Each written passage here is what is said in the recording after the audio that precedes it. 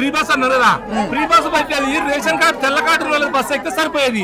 అయితే ఆధార్ కార్డు అంటే ఇంటే 5 బస్సు ఎగిరి రోజు ఎంప్లాయీ విద్యార్థి చేస్తున్నారు, పాలు బస్సు ఎగిరి ఏం చక్కదనం కాయ కష్టం చేసాను కరువు అయిపోయింది, రోజు డ్యూటీ చేసిన ఫ్రీ అయిపోయింది.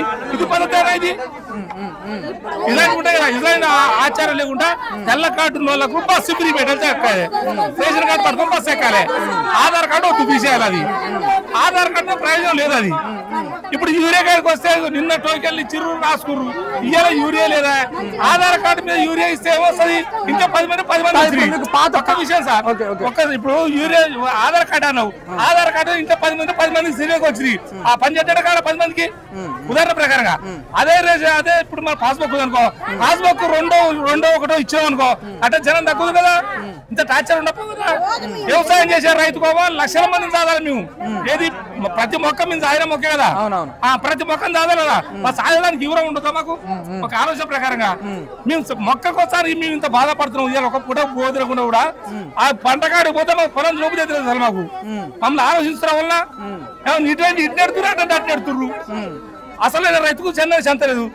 నువ్వు కూడా ఎంతలా రైతు అయినా ఎవరైనా సీరియల్కి వచ్చి పాస్బుక్ జిరాక్స్ ఇచ్చి దానికి 2 ఇస్తావా 3 ఇస్తావా ఇవ్వాలి. ఆధార్ కార్డు పడితే 5 వస్తే 5 ఇస్తావా, ఇది దగ్గర వాళ్ళు వచ్చి అమ్ముకుంటున్నారు. ఒకడు ఏం చేస్తాం మేము? దేని గురించి వచ్చినాయి ఇక్కడికి? పిండి ఊరియా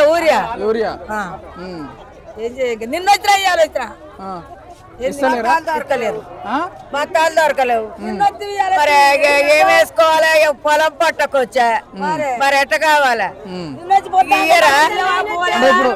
రేవంత్ రెడ్డి మంచిగా చేసిండు, అన్ని మంచిగా చేసిండు. బో పెట్టిండ్రు అయ్యా, బో పెట్టి నిన్న నుంచి బో లేకుండా మంచి కూర్చొని మళ్ళీ పోయి మళ్ళీ వచ్చినాం. నువ్వు బతారు ఇప్పుడు మంచిగా చేసినట్టు ఓడి మెచ్చుతాడు, మంచిగా చేసినట్టు మంచిగా చేసిన వాళ్ళు మెచ్చారు. కేసీఆర్ మంచిగా చేసిండు, ఇప్పుడు గొల్లి పలిగింది.